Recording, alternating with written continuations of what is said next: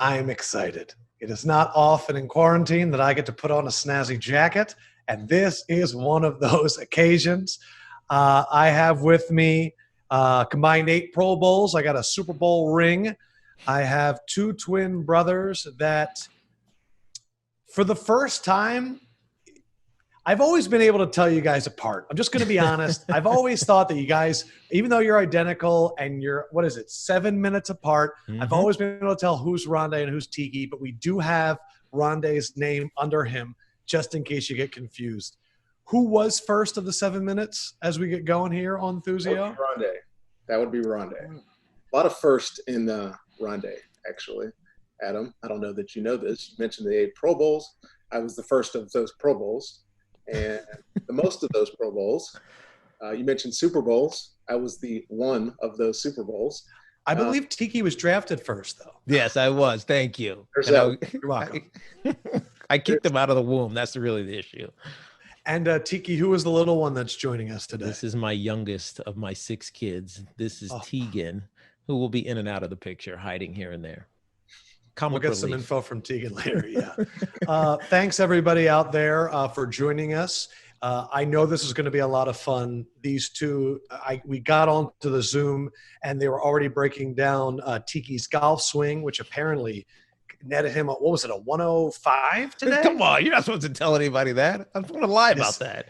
I shot 80 Thuzio is about transparent experiences and honesty. Can we just talk about the fact that you're twins and just get that out of the way? What has it been like being professional athletes and being twins? And what are the conversations that always seem to happen because it's such a unique experience for 2 people? Yeah, let me back up though, Adam, because our whole life was about being twins. When we were younger, despite the fact what I do for a living now, which is a CBS show and talk all day, and Ronde does for a living as well. He does Fox Games and is in the media space as well. We wouldn't talk to anybody other than each other. And if we didn't know you, we wouldn't even look you in the face. So being a twin has been such an important part of our upbringing. Like, I don't think we would have developed physically and emotionally if we didn't have each other.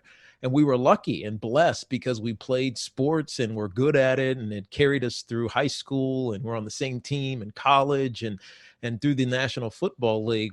Even though we split and went to opposite ends of the East Coast, we could like live this vicarious life through one another. So it was awesome, man. It's been great being a twin because it's been great having someone to share this amazing experience with my whole life. Well, that's the easy way to say it. I always get the question, what's it like not to be a twin? And I don't know how to answer that. It's an impossible question to answer.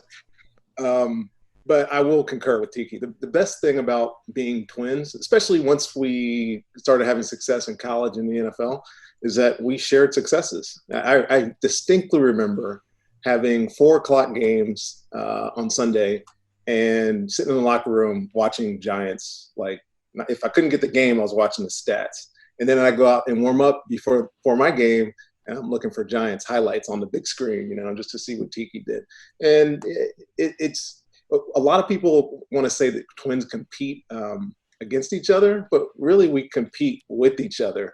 And when we were in high school, I really recall being the guy that would tell people, if Tiki wins the long jump, like, I have to win the hurdles. Like, I have to have a win. I can't let him win and me not win. That's not possible for me. It just didn't compute. I love that. But it was like that for most of our career. And I'd like to say I got the better end of it, the longer end of it, the successful end of it, the more accomplished. I just want you both to know I am keeping score of the best answers. So there will be a competition here today too. For everybody out there, we will be doing a live video Q&A where you're going to be able to pop on towards the end of this and ask questions.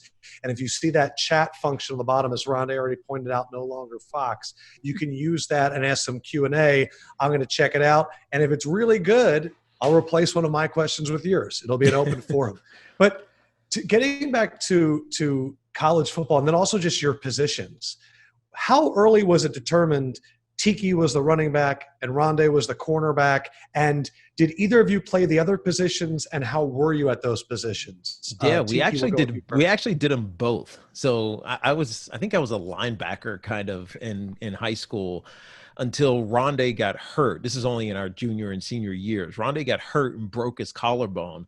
And so they kind of feared me getting hurt as well. And so I stopped playing a lot of defense. But I was just fast, right? You see this with a lot of running backs in sport. They just have this innate ability to avoid contact, and they're slippery, and they know angles, and it's not something that you can necessarily teach. It just kind of comes.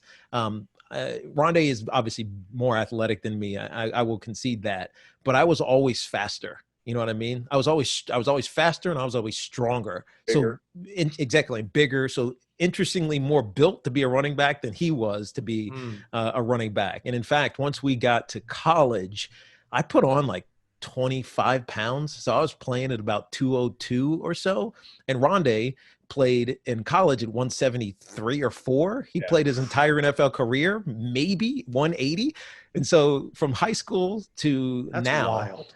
he only put on 10 pounds. I put on 30. Now I've lost obviously 30 because I'm running marathons and things of that nature. But my body was more able to accept the weight to be a running back for whatever reason, even though we're identical, than Ronde's was. I would say, I would add to that Tiki was less versatile. And by that, I mean, it's not an insult because I was good at what I did, but he has good hips, but he's more straight line. Like, he cannot dance. Like, I can't dance. It is bad. Like, dude, I hold up the wall, is bro. That bad? That dude, I hold up the wall. I hold up the wall, man. How is a guy that's an athlete in the NFL not able to dance? He can't. That's amazing, hips, man. But for me, I was always small. I was smaller coming out of the womb. We were both premature, but I was extremely premature.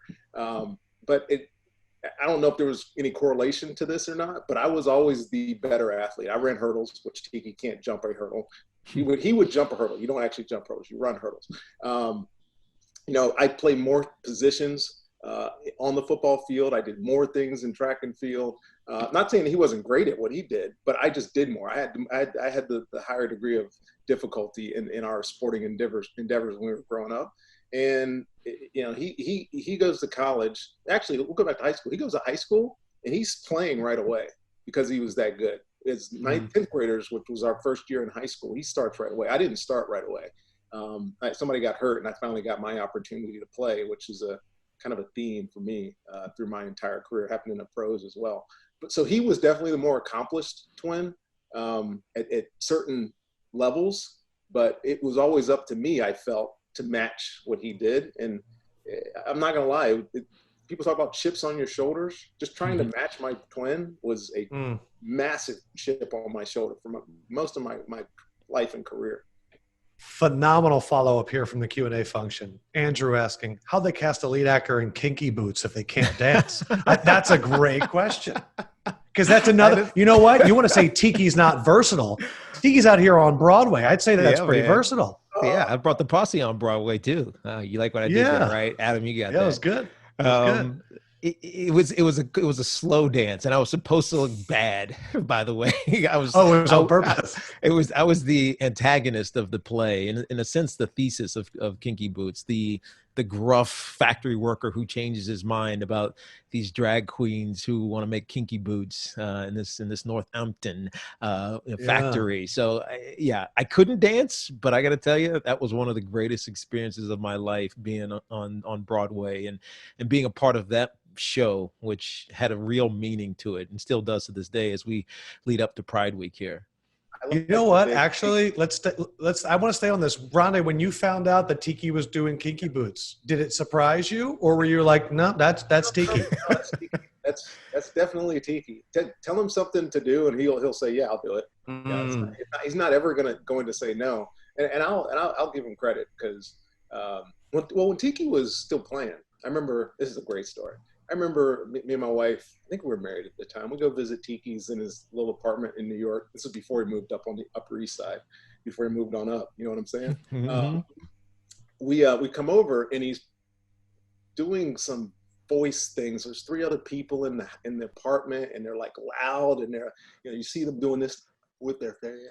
I'm like, what are you doing? He's like, I'm practicing enunciating and doing all this other. So this was like well before Kinky Boots. He had already put himself on a track where he could play in Kinky Boots. So, and to give you credit, I like to dig on Tiki a lot just because he gets all the pats on the back that he needs in his life.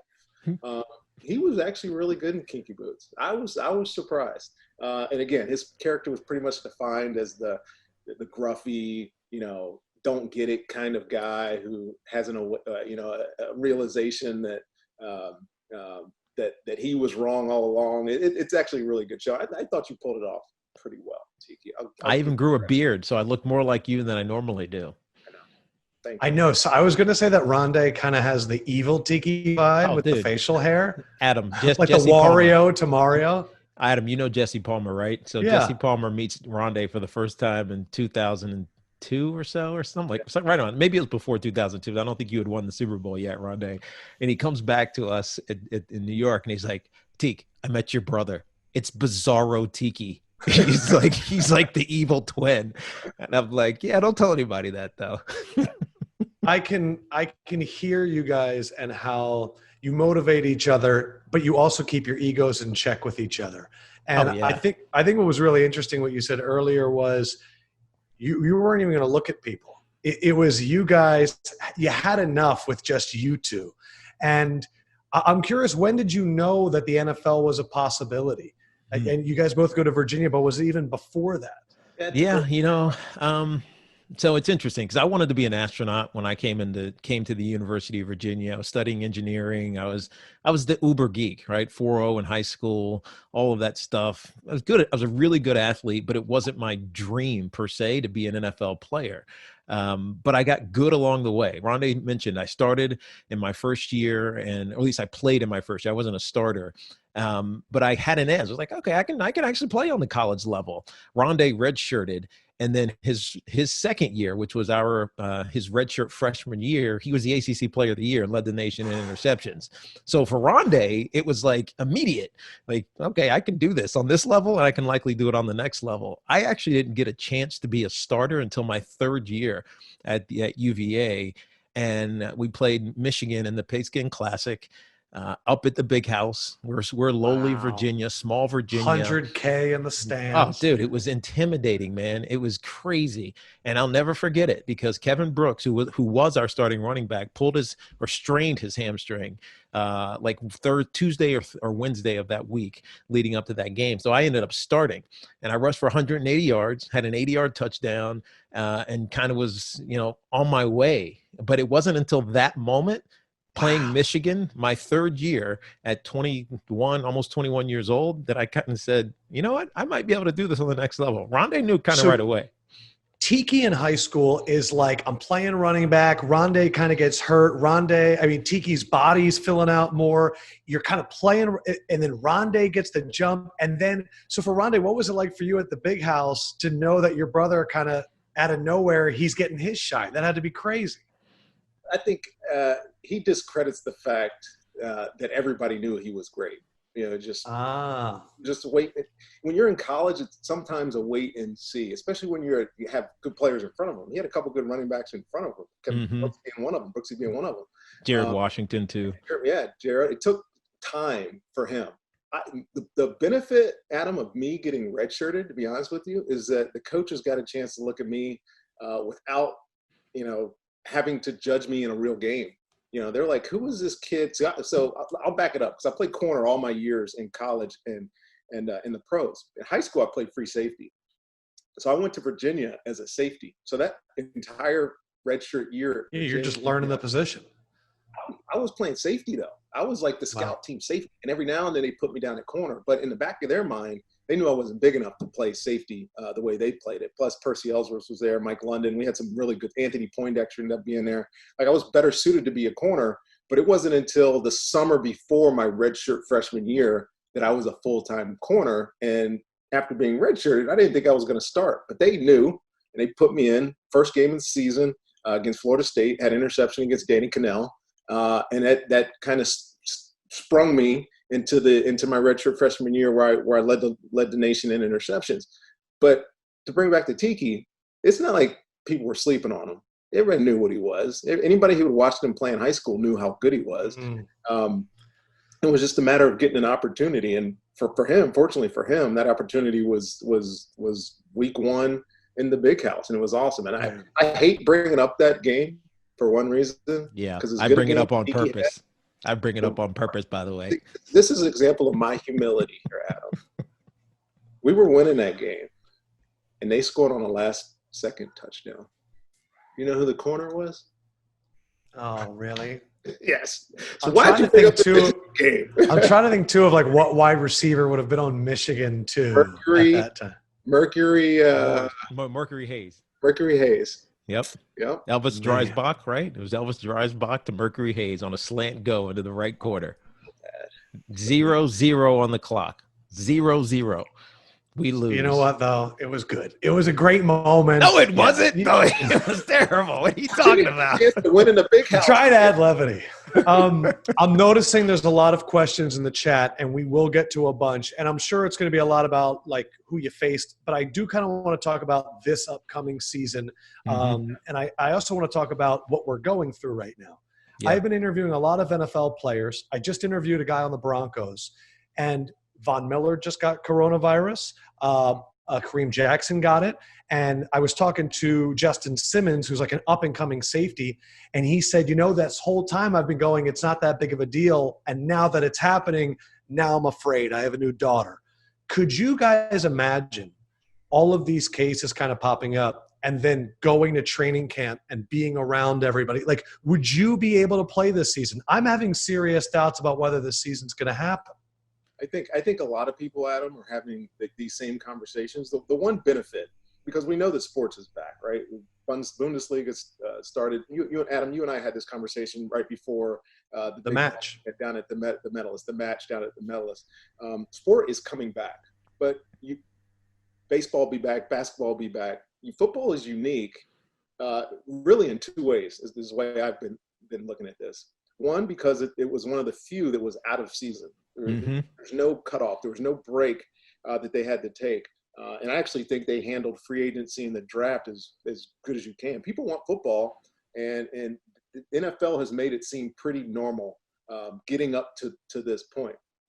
The other factor that really kind of worries me is that it's a contact sport. Of all the other sports that are playing, this is the only one where men are going to be laying on top of men. And without the really understanding how this is transmitted, I'd be worried. I am worried. Especially without masks. Here's the other thing. But here's the thing. Let me ask you this, Ronde, because you played this game significantly longer than I did. I played 10 years in the NFL. You played 16 years in the NFL. I remember having these conversations with you, and you were, year 13 and 14. I'm like, why in the hell are you still doing this? And obviously it was because you loved it and you were good at it still, but you were accepting a risk, right? You're getting older. You're playing a very physical sport. You're accepting a risk.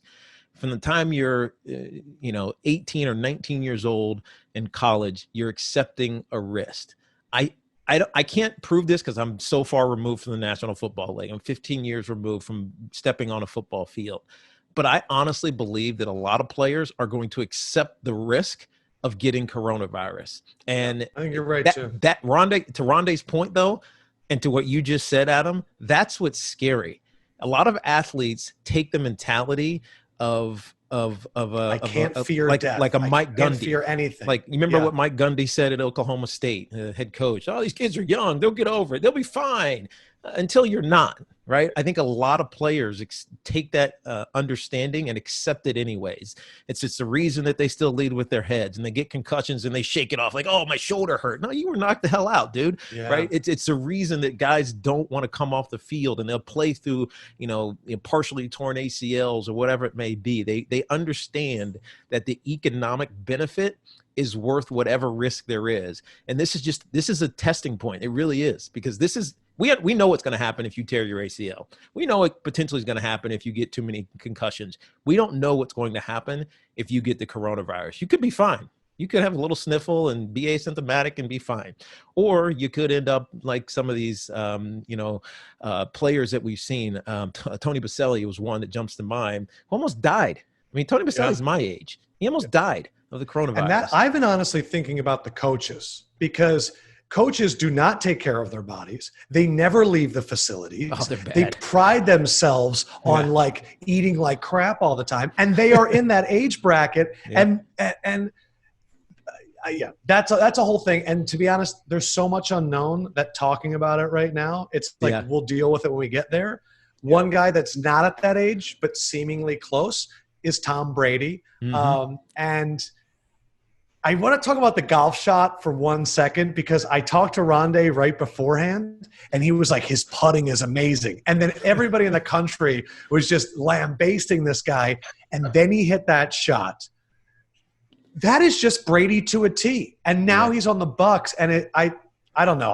By the way, for the audience, Ronde played golf with Tom like 2 weeks before he played in the match. So you knew his game a little bit. I had a first-hand perspective. Hey, wait, did he suck? Did he suck that day, or was he good? He kind of hit his drive a little bit all over the place, but he was pretty good. So, but that shot though. That shot. So, and I think I tweeted this right after he hit that shot. I mean, we're all frustrated golfers. Unless you play professionally, you're a frustrated golfer. And you always say, it's that one shot. Like, that was the one shot. Like, in a moment where he was at his worst. I mean, nobody sees Tom Brady struggle at anything. Life, football. When I play golf with him, he didn't struggle that bad at golf, but he was struggling. And then there's that one moment that brings you back. Amazing. And it's to have that sense of moment, I think is special. Not everybody has that. I mean, I've played a ton of golf. I played way too much golf. I don't think I've hit a shot that's, my fourth shot after stinking it up off the tee, chunking it out from under some bushes, and then holding the fourth shot for birdie. Having Charles Barkley in your ear saying you're awful. I mean, that's unbelievable. So, to circle back to the conversation we're having about having the NFL season, it would be a shame if Tom Brady doesn't get to play this year for the Bucs, because look, my team, my ex-team, they've been in a spot for a long while, and I'll give our guys credit, Jason Light and those guys, Mike Greenberg, going out and putting together a team that can win right now. And when you got a Hall of Fame quarterback, probably one of the best all time, going to be your starting quarterback, it would be a shame not to be able to see him play this year. All right, I got one question for Ronde and Tiki about this topic. Ronde, the Buccaneers, you guys in your era prided yourselves on being uninvited guests. You wanted to come in and you didn't want any respect, and you're going to punch you in the face. And now pretty boy Tom Brady is wearing the Bucs helmet. And did you ever think that a day like this would happen?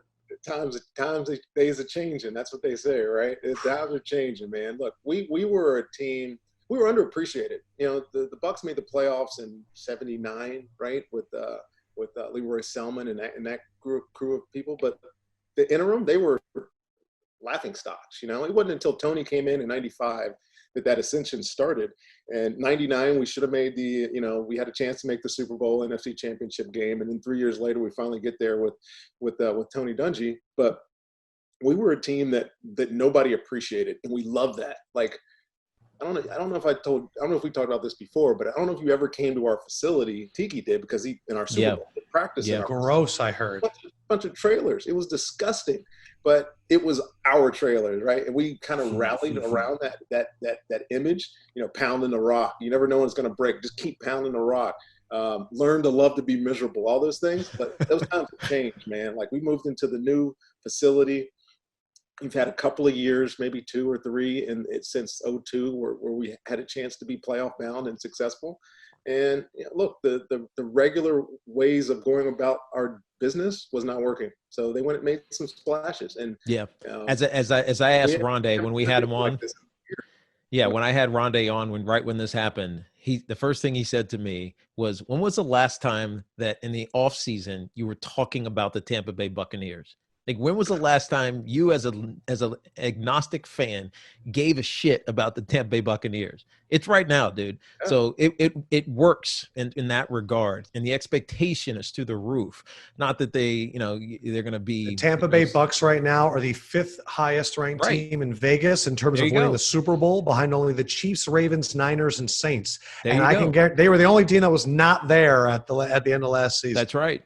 You know who was like Tom Brady at age 72 is 5th most likely to win MVP. You know who was that last year though, Adam? Was the Cleveland Browns. That's a good point. Good point. So don't count your chickens. How'd they do? Of course. Don't be the Cleveland Browns. I have been amazed though at Brady's ability to maintain his body, and Ronde is someone that played 16 years, and Tiki, you've been very vocal about the impact that this can have on your body, and also you understand, I think, more than most people, you want to squeeze all the juice out of life. I want to go on TV. I want to go on the stage. I want to experience life. Yeah. Tom gets everything from one aspect of life. Yeah. And I think we are all amazed at it, that he makes it entertaining, because personally, I don't know how you can do the same thing that long. It's an interesting observation. That's an interesting observation, because you're right. Like certain players, they're so dialed in to what they're doing that it becomes their life. For me, and you bring this up, the other things that were going on, I've lived in New York. I was an Upper East Sider. I was having ridiculously interesting conversations. Simone Perez invited me to Israel, and Condoleezza Rice invited me to go to lunch at the State Department, and like it was issue after issue, person after person. I'm walking in these. By the way, never got any of those invites. Of course I didn't. But I'm walking in these circles that are just like fascinating to me, and I got to be honest. There were times where I was like, "Dude, I'm playing football." Right. And so it just didn't compare. And it's only because I exposed myself to those things. If I hadn't exposed myself to those things, I would have played 15 years like Ronde did. You know what I mean? I wouldn't have even thought about what the alternative was. I wouldn't have even been looking for what's next in my life or in my career. And Ronde was that way for 16 years, and Tom Brady is that way. He's not interested in a lot of those things. It's why you don't see him do a ton of endorsements. But there's two type of players. There's those that are going to squeeze every single drop of juice out of the piece of fruit, and there are those that are going to use it as a platform to jump to somewhere else. And I was the latter. I wanted to raise my floor as high as I could, and then jump, and then go. Yeah. And that's ultimately why I am where I am, and all the different things that I've been involved in. I just want Ronde to get to the Hall of Fame. Yeah, that's the one thing I wanted to say is, I know we've gotten a lot of Bucks into the Hall of Fame, but what is it? You're one of two players to ever have. Is it 40 sacks and 20 interceptions? Only. No, Charles Woodson. Yeah, I was going to say. 40, it's got to happen. 40 interceptions and 20 sacks. Only two. Me and Charles. Stephen Chia is trying to start drama in the Q&A function. Says in 2002, that insane 49ers-Giants game where Jeff Garcia brought him back. Come on, Steve. Why you got to bring that up? He's just saying that Tiki has said that if the Giants have won the game, they would have, quote, ran all over the 2002 Bucks and beat them. That's right. Ronde, thoughts on that? Yeah, so it's funny you say that, because I forgot where I was. It was last week. John Lynch texted me, and it's like, hey, man, I forgot how close the Giants were to coming to town. And I was like, yeah, man, I watched the game. I was looking for a reason to play Tiki in the playoffs. It would have just been a great story for us, for the Barbers. It would have been, godsend, right? Get an opportunity to play in the division playoff game at my place. Like, we were wondering. I remember sitting talking to Mike Tomlin at the time. I was like, how are we going to deal with not only Amani Toomer in the receiving core, Jeremy Shockey and Tiki Barber in the middle? We had, obviously we had Derek Brooks, myself. We had some great players in the secondary with John Lynch and Dexter Jackson, who was Super Bowl MVP, Brian Kelly, the other core. We had pieces, but Tiki and Jeremy were dominant that year, man. Like, I don't know how y'all lost that football game. I was glad y'all lost that football game, but I had no idea how we were going to deal with you guys. So it's funny that he brings that up, because literally Lynch just texted me not a week ago about that game. You're telling me that the GM of the 49ers just randomly was like, hey, remember that game that almost happened? Like that just popped into his head? He was either it came across his screen, Gotcha. memories or whatever, or whatever. He just said, I can't believe I forgot how close we were to playing your brother in the divisional playoff game. I was like, not me. And I'm glad. You know how that happens? Jeremy Shockey drops a touchdown. Johnny Lynn puts Jason Sehorn man-to-man on T.O. for the entire second half. And he holds him down for a minute, but all it takes is 2 plays and you get beat. And you all of a sudden the 24-point cushion goes to 0, and then you get screwed at the end of the game because the referee doesn't call pass interference. Oh, it's grossly pass interference, but he thought it was a legal man downfield because Rich Soyberg he reported. He said he didn't report, so they called the game. I mean, that one was painful. That was one of the few that I hurt after. Like the Super Bowl, like when we lost to the Baltimore Ravens in 2000. I always tell people Ray Charles was saying he was on our sideline singing "America the Beautiful," and I was like right there, and I was like, "This is unbelievable." That's Ray Charles, man, and his version of "America the Beautiful" is go find it on iTunes, right? Because he starts with like an unknown verse of "America the Beautiful," and then he flips it and he's like, "And this is how I used to sing it back in the day." You know what I mean? So it's like it was amazing, right? I love the NFL era. In which they would put musicians That's that right. you weren't sure what they were going to do. Like Prince at Miami Super Bowl that just like took over. Now I feel like there's like a vetting process and they have to be big on TikTok. That's and right. It's like, no, I want people with nothing to lose. They're like, hey, America, watch this. Exactly. That's the best. And you put on a show. But anyways, that was the best part of my Super Bowl in that season. But my point was like learning from that and going into that 2002 season, like we knew what it took, and we knew that it's a matter of getting the right people at the right spots at the right time, and we just didn't have it that season. And I remember flying home after that game because the Mariners had leased like a jumbo plane, like whatever one, the one that has the 2 decks. And Coach Fossil was sitting up on the upper deck, and he had someone come down and get me. So I go up and I'm sitting next to him. We're talking, and he kind of knew that it was the end, right? When we lost that game, it was obviously the wild card round. He's like, I just feel things are changing right now. If we would have won this game, it would have been different. I just feel like things are changing. And obviously that next season, with 4 games left, the Giants fired him. He stayed on, obviously. And then Coach Coughlin came in, and we all know what happened after that. Well, to make him feel better, Mariucci brought his 49ers to Tampa that next week and got fired after he lost to us. So. Well, Fossil didn't get fired until the next year, but you're right, Mariucci. I was standing on the sideline. I remember that one well. We're going to get ready to do some Q&A. I got a few more here in the chat. David Beckman. I'm not going to lie. I was sitting staring at this going, David Beckham is watching right now. So shout out to David Beckman. I like you more than David Beckham. For both Tiki and Ronde, the greatest player you went up against. So Ronde, of course. Yeah. Tiki. It's easy. Next question. The greatest player I played against was probably Ray Lewis in that aforementioned Super Bowl, because their interior defensive line was Sam Adams and Tony Siragusa. And you all remember them collectively 700 pounds. And I'm not even joking. Like together they're 700 pounds. And our team was all pulling in misdirection, like block down, pull the guard around, seal off the linebacker, create a lane, and let me slash through it, right? That was our offense. That was our running game. And so if you had a fast defense, like Ronde's Tampa Bay in 2002 defense, we'd catch you off guard. We'd know we were going to get you out of position, and then it was going to be on me to make you miss as a diver. Like linebacker coming back, oh, crap, and then diving. I'm running through that arm tackle, right? That's why we thought we could run the ball in the Tampa Bay Buccaneers. The problem with the Ravens is that you couldn't get a lineman up to the second level because those 2 dudes were so damn big. And Ray Lewis, who would run sideline to sideline. You remember those analogies? Hey, sideline to sideline player, because nobody ever blocked him. You know what I mean? And so he would just drill you full speed. He was a great read and diagnose guy. He'd be screaming and just drill. I mean, he broke somebody's shoulder. What was it? The kid from Pittsburgh, Mendenhall, Richard Mendenhall. He broke his shoulder, right? With shoulder pads on. He broke it. So he was probably. How loud was Ray during that Super Bowl? Very. He didn't shut up the whole time. The whole time.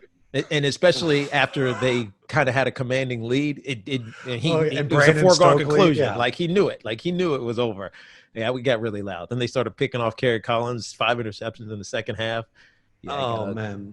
So I'd say. All right, what about wide receiver, Ronde? Yeah, so real quick, I've only been to 2 Super Bowls. The one that I played in Tiki's, and I left one of them early.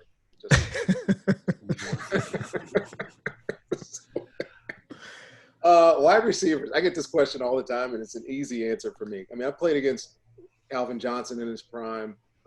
There were some studs that I went against, but to me, there's 2 that I compare. They're completely different type of players. And the first one's Steve Smith. And he was in our division in 2002, and so I played him throughout his time in the South. And it's not that he was big or fast or anything that jumped out at you, other than he was a lot like me. He was undersized, and he was going to compete his ass off. He was going to do whatever it took to beat you. And the worst thing you could do with Steve Smith is get him mad.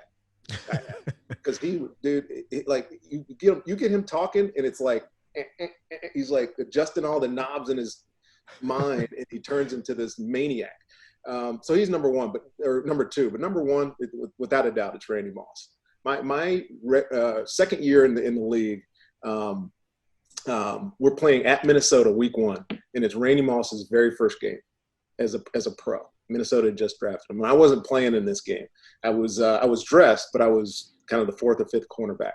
We had this other guy, this corner, Floyd Young, who came in the year before. He was the nickel back. Randy had a day on him, like a day, like one of the best first games by a wide receiver in history. Like 3 catches, 143 for 3 touchdowns on Thanksgiving type of stuff. Stupid. So throughout the rest of my career, I always had this fear of Randy because of that game, because of that one game. But you didn't even play it. Right. I didn't even play in it. I'm like, so, and we were still in the NFC North at that time. So we played Randy twice a year, for the next 4 years. And without a doubt, he was the one guy I could not cover. If we ever got out of cover 2 and we had to play some sort of 3 deep or man-to-man coverage, and I ended up, it was like, yo, Monty, what do you want me to do, man? Like, I got nothing for you. There was one play. There's one play in particular. I remember this. We're going to send an all-out blitz on Minnesota. I got Randy on the outside, great coverage. Right on the front goal line. The ball looks like it's going to sail into the stands. He goes one-handed. I'm like, oh, he caught that. I'm a little – Tiki, are you a little shocked that he took Steve Smith over T.O.? Because I feel like those are the – Yeah, well, I mean – they're different. I didn't play T.O. that many times. Well, gotcha. I love T.O. I love him. But T.O. had a little bit of he has emotional issues, man. Like there was things that you could take him out of his game. Like and Steve Smith was the opposite. If you started talking, you could not take Steve Smith out of his game. 100%. Never. There was not a game that Steve Smith played in, even when he was old at the end, where he was out of the game, like mentally out of it. T.O. I watched Steve Smith get an Eagles fan kicked out of a preseason game. and I was like, Steve, there's no reason to be yelling in the stands right now. It was insane. We are going to get to the fan questions. First we're going to do is we're going to go to Alex. Caroline's going to bring you onto the screen. And so ask your question for Tiki and Ronde. And Alex, you are first. Go for it. Cool. Can you guys hear me all right? Yep. Yeah. What's up, Alex? How's it going? I'm also a twin, so I understand where you guys are coming from. My question is, given coronavirus and everything happening in the world today, like what is your advice to the younger generation on how, we can be looking at this current climate, the economy, jobs, sports, and entertainment industry as a whole? Yeah, it's a great question because I've been talking about this almost exclusively on my radio show for the last 2 months. It feels like almost 80 days.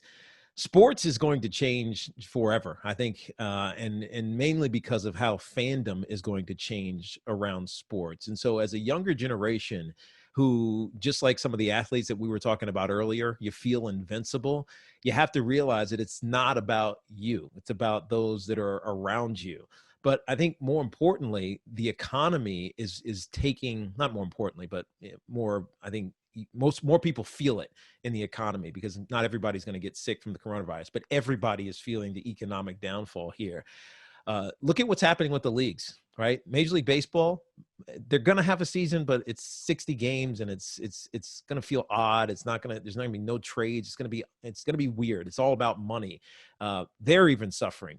The National Football League, as we talked about, they dodged it. The NBA is having, these unique methodologies and protocols to get their season in, because it's about the money. The economy is affected everywhere, and even in sports. But I've always thought that when things like this happen, it's an opportunity, right? There is some inefficiency somewhere, and if you find it, then that's something you can take advantage of. That's how I would advise young people to look at what's happening right now in all aspects of life, but particularly in the sports world right now. Yeah, and I'll add to that, Tiki, and from a in perspective of sport in general, sport's necessary. I mean, we've ingrained it into our culture, and the fact that it's going to change, I don't think it takes should make kids get away from sport. I think that would be the worst thing to happen. Now, is it going to be different? Yeah, I don't know exactly how you're going to get parents comfortable enough to get kids to play football right now with COVID out there.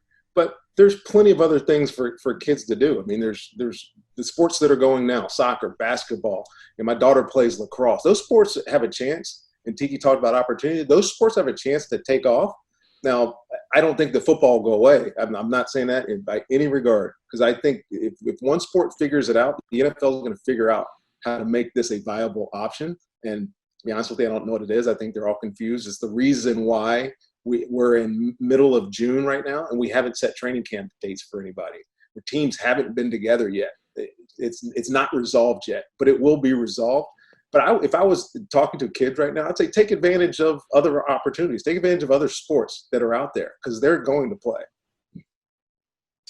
Thank you, guys. Thanks, Alex. Thank you, Alex. Next up, we're going to go to Robin Roberts. We'll see if it's the one. So, Robin, take it away.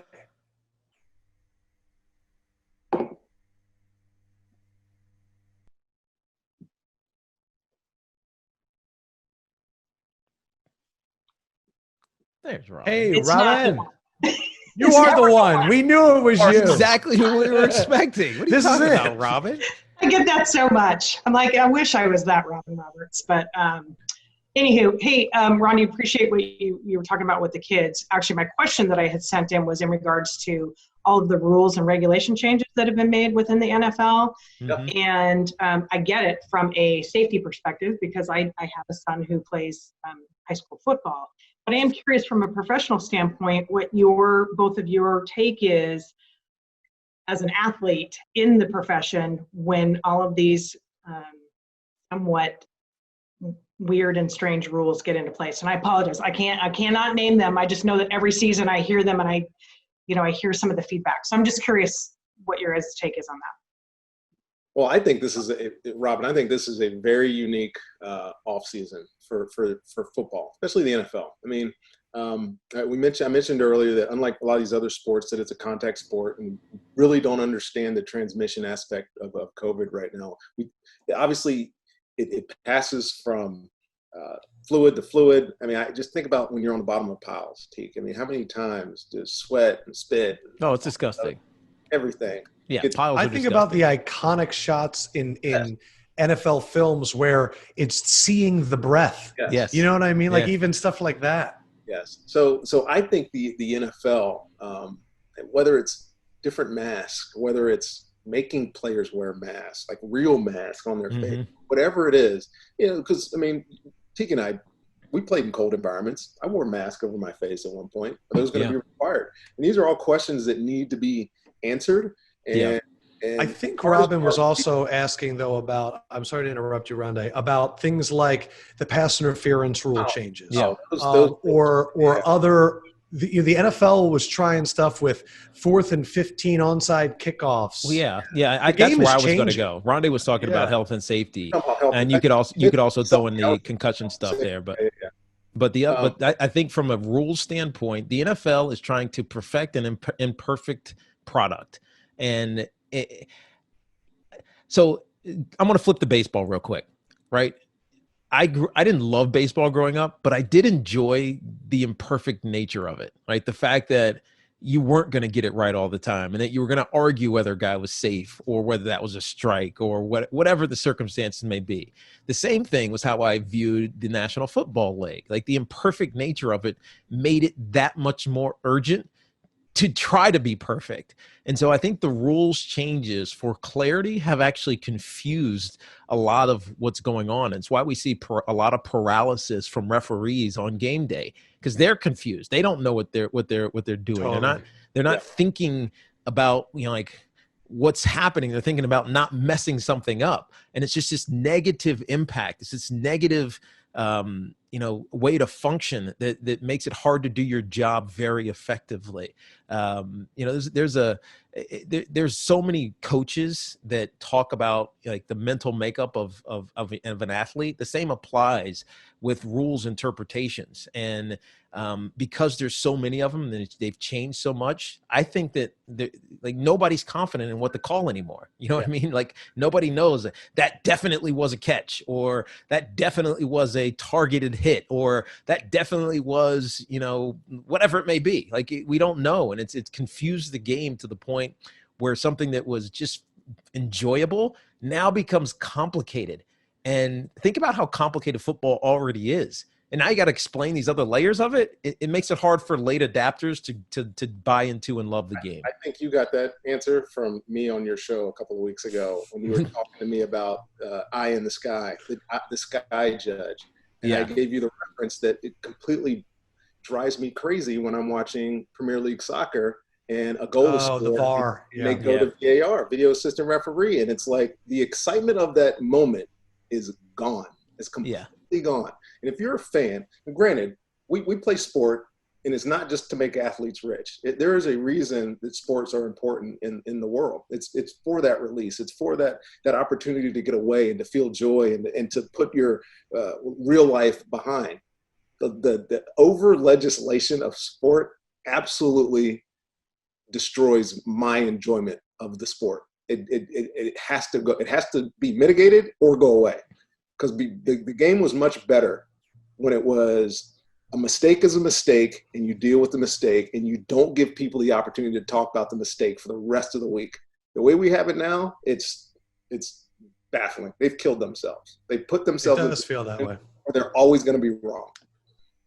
And also, I feel like it's turned into a point where when you see the yellow marker go up on the TV screen, people start yelling about the penalty. It's the only sport where people that are viewing the game are like, that's going to be holding 10 yards. Right. And why are we why is that such a big part of the game? And then when you let them go, it's the Superdome, and you let too much go. And it's because it's become a strategy. Don't you remember that? Totally. Kyle Shanahan, whatever, he was went up to the referee on the sideline and said, look, he's going to hold him. This is going to be a hold right here. Because of the route that he designed, he knew that quarterback had no chance but to defend him other than to hold him. And he holds him. Yes. Big brain on Kyle. You know what? That, by the way, is the reason why Kyle just signed another huge deal. Yeah, you're right. 6-year extension. People forget, too, and I'm not going to spend too much time on Kyle. Before this past year, he was on the hot seat. It just shows you, don't question the guys in this league that all the players know are really good. Yeah. We're going to go to someone else that's really good. Brian Skladowski. He has 2 questions. So we're going to bring Brian on here. I think he might be able to get both in. One is about Saquon, and the other is about some offensive and defensive perspective. So let's get Brian on here, and Skladowski will take it away. Skladowski. Great pronunciation. Job, Lefkoe. Thanks, man. As someone whose family came here as a Lefkovich, I understand the skis. All right, you guys hear me? Yeah. Hey, what's up, Brian? All right. So first question to Tiki, second question to Ronde. Tiki, do you think Saquon will lead the league in rushing this year? I have the number 1 overall pick in my fantasy draft, and I think I actually might be leaning Saquon over Christian McCaffrey. Are you crazy? Dude, take Christian McCaffrey. I love Saquon Barkley. I love him. He's a great kid. He's a stud. He's the kind of guy you can give 30 touches a game. You can chunk it to him a couple of times. But if you can get Christian McCaffrey, by the way, I have a keeper league in my league, and I've kept him for the last 2 years, and I'm never getting rid of him because he's the second guy in history with a 1,000-yard season. He can go the distance anytime. I love Saquon. But if I had my choice, I'm taking where I can get the most points, especially if it's PPR. Dude, Christian McCaffrey's going to catch 100 passes a year. But if you don't like Christian McCaffrey, the next best option is Saquon for sure. Zeke is up there. They have a new offense, even though the coordinator is the same. But I think that offense is going to be more around the passing game. Going forward, because that's where their strengths are. Their offensive line has had some attrition. Nick Chubb is also another interesting option. But if I had my druthers, Christian McCaffrey. Saquon's a close second, only because I'm biased. So you make it a no-brainer for me. All right. Thank you, Tiki. I appreciate that. So, Ronde, question for you. Admittedly, I am from just outside of Philadelphia, so I am a diehard Philadelphia Eagles fan. Real quick, Brian, do you hate me more or do you hate Ronde more? Ronde. That is a great I'm an Eagles fan. The answer is Ronde. The politically correct answer is going to be dependent on Ronde's response to this question. Okay. So, Ronde, I want to talk about your interception in the championship game against McNabb. Okay.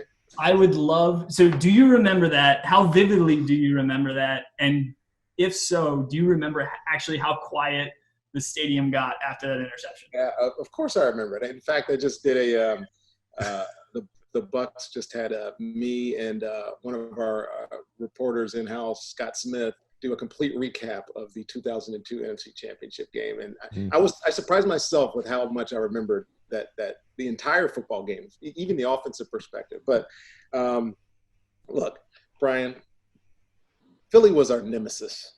I don't know. You guys effectively got Tony Dungy fired, if you want to put it in that terms. We lost you 3 times in a row, twice in the playoffs. Like, can't you just be happy for us that we finally beat you? Listen, good things happened to Tony Dungy. He ended up winning the Super Bowl later. Yeah, that's right. First black head coach to win a Super Bowl. But to answer your question, yeah, absolutely. And I'll tell you why. As fate would have it, I warmed up in that end zone, on that corner of that end zone, to where I was returning that interception. And I've been to a lot of stadiums, played in a lot of hostile environments. That pregame was by far the worst. Those guys down there were ripping me. Just me. I'm like, John Lynch is right here. Brian Kelly's right here. Like, why are you hating on me? And, invariably it turned into, you suck and your brother's worse, or whatever, whatever things were. That always sounds like Philadelphia. Throwing stuff at me. So, with, a little over 4 minutes left in the game, and, Donovan's making that long drive and somebody needs to make a play, either us or them. Yes, I do remember how quiet it got in the stadium. And but it's also quiet because of its relativity. There was a big play right before that. Yes. But you know what I love? And Brian, can you see these pictures back here? This one right here? Oh, God. Is that one right there? Is that actually the pick? I can see that it's a football play, but I can't see it. It's it. But the one thing that I always joke with people about is I'm running down the Eagles sideline and no coach is looking at me. They're all looking back to where the play happened. They're like, please throw a flag. Please let there have been an offsides on defense or something. Adam Lefkoe is in his house breaking his TV. It was pass interference on Antonio Freeman. Like, you put a hand on his head. I mean, it definitely would have been pass interference in today's rules. In today's NFL, it would have been pass interference. Illegal contact, defense, first down, Philadelphia. Ronde, just know I forgive you for what you did to me. It's fine. Thank you. Nice. Wow. So that means 18 you years big later, man. I'm a bigger man. I forgive you. I like and you that. won your Super Bowl too, by Yes, the way. and you won your Super Bowl. It's like, right. We got one eventually. Yeah, had we not won a couple of years ago, I might still be that bitter where you would not have gotten an apology or forgiveness. Oh, I love it, Brian. Man. Thank you both. I appreciate it. Appreciate you, Brian. Man, that was like a traumatic experience relived right there. I really didn't enjoy any part of that. I didn't mean to bring you in there. I just had to. I saw people are commenting right now. It sucks even worse that it was the last touchdown scored in the vet before they tore that piece of crap down. Yes. Not only that, the first game back in the new stadium, they went in. The Bucks went in there, and Joe Juravicius knocked the ball and then caught it. And they're like, "Oh, Sylvester Stallone was here. Doesn't matter. We'll beat you here too." Yeah, it went from like we owned you guys to you owned us, like in 2 seconds. Yes. All right, I'm going through the questions here. We are going to do one last question. By the way, Mike Camaso says, I was in the stadium and it was so quiet we could hear Ronde's breath, which is pretty unbelievable. We're going to go to, I think, let's do Mike Camaso. No, Stephen Che. Stephen Che has a question for Ronde. It's a little bit Bucks focused, but let's get in somebody else. So we'll get Stephen on here. Yeah, man, that Bucks game, I'm not going to sleep tonight. That's the way it is. Steven is now in the chat. So, Mr. Che, take it away.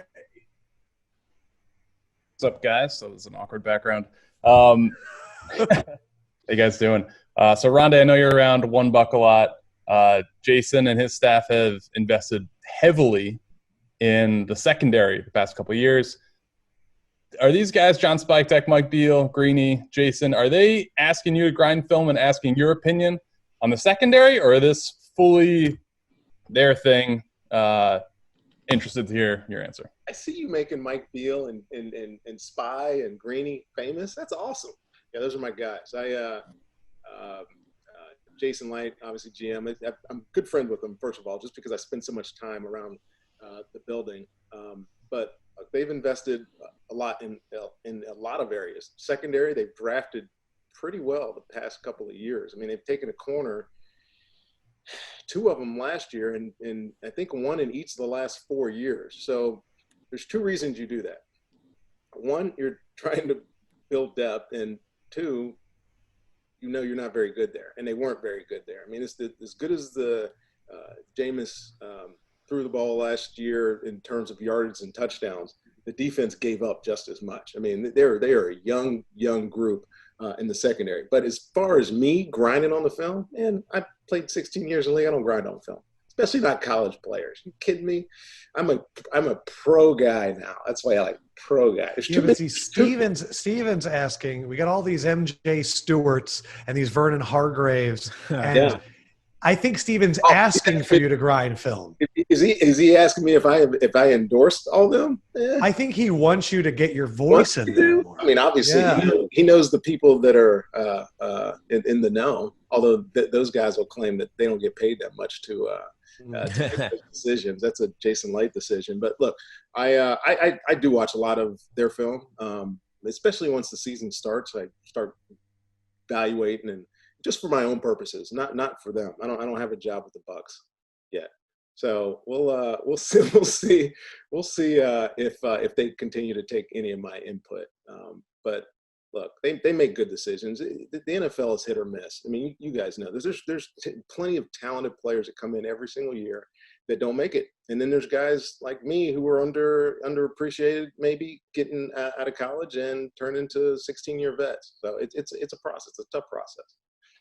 I do have an ambulance or a fire truck going by. This is New York City, so if it's loud, I apologize. I just want to say thank you to everybody chiming in. Before I let you guys go, let's say the NFL season happens, because if it doesn't, we're all going to be upset. Mm-hmm. Do you have I kind of want to know your pick for who you think is going to win it all, but also who is a team that maybe didn't make the playoffs last year that you think could shock some people? Well, I'm not a homer, but I will be in this case. The Giants are interesting to me because they had holes that they needed to fill, and they did so on the defensive side. with those two linebackers from both of them from Green Bay. The defensive coordinator, his name is slipping my mind right now, but he's from Green Bay, so he knows them well. So they filled defensively some of their holes in free agency, and then drafted, just like Ronde was talking about with offensive line, or with the secondary with the Tampa Bay Buccaneers. The Giants drafted, I think, at least 3, maybe even 4 offensive linemen in this year's draft. One of whom is Andrew Thomas, who's going to start right away and be an impactful player. But they also got some depth there. And so given the skill position players and Daniel Jones' development, the Giants have a chance to be sneaky good, especially with Jason Garrett. Now, he had some negative views on him as the Dallas head coach, but he is a really good offensive mind, and I think he's going to add diversity to this offense that we haven't seen in a few years, which is going to be great. So one sneaky one is the New York Giants. What are you thinking, Ronde? A sneaky pick that didn't make it last team. Well, a non-playoff team that could make a big jump. I mean, Cleveland obviously makes sense because they have so much talent. At what point does talent overcome bad coaching? But that's still to be determined. But Cleveland is certainly one you got to look at. I will say they're going to pick the Bucks. You have to say Tampa. I mean, you're stupid if you don't. They get the Hall of Fame quarterback on an offense that's loaded with stars at wide receiver. You have Ronald Jones at running back, who could be a pretty good player, I think, given an opportunity to start, and he will because Peyton Barber is gone. You know, Todd Bowles' defense was young in the secondary last year. Had a rookie starting middle linebacker.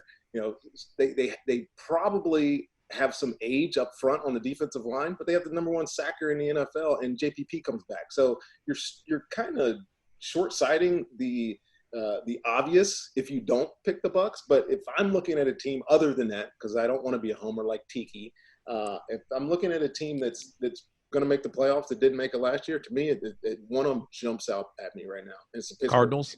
No, Pittsburgh.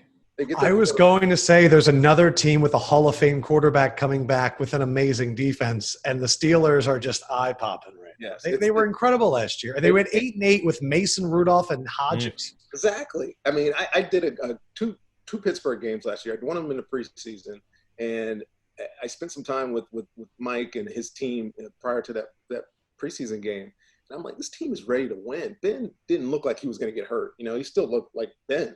And, you know, he gets hurt. And despite all the adversity that they had to deal with, trying to find and identify a number 1 wide receiver and having a defense that was kind of – they go out and trade for Minka from Miami. He damn near turns into an all-pro. He may have been an all-pro last year. I mean, that team is maybe 2 players away from competing in the AFC as tough as anybody, and without Tom Brady in New England, who's going to beat him? That's my super, super, super long shot play for Offensive Rookie of the Year. The Steelers drafted Chase Claypool out of Notre Dame. Love that and kid. I'm thinking if Juju's in the slot, nobody throws a better deep ball than Ben. Yep. And if Chase is the one going down for the Pittsburgh Steelers coming back, I'm just saying. Didn't he run a 4.4 something at the combine? And he's like 6'5". Yep. Plaxico status. It could be awesome. Ronde, Tiki, I had a lot of fun. I want to thank everybody joining us on the Thuzio chat. It's been great. If you could, afterwards, there is going to be a virtual experience survey. We've been doing these a lot, and we want to keep getting better at it. We've incorporated some Q&A, some live features, so we want to know, what did you enjoy? What did you not? And we hope to see you again next time. Ronde, Tiki, thank you guys. This was a pleasure.